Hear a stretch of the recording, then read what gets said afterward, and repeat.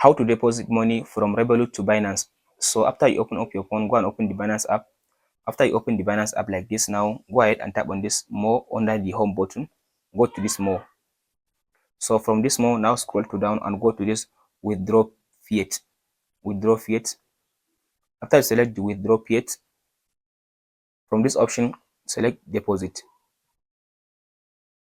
Now go to this option and select the currency. Select the currency, either USD or any currency you want to deposit from the Revolut. So after you select the currency, for me, I will go with this one. After you select the currency, now tap on this option.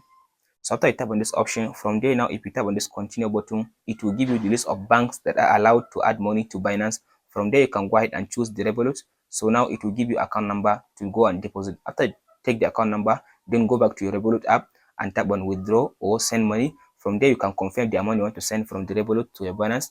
After you confirm the verification, from there, your money will be sent into your Binance account from the Revolut. That's it, guys. If you found this video helpful, please like and subscribe.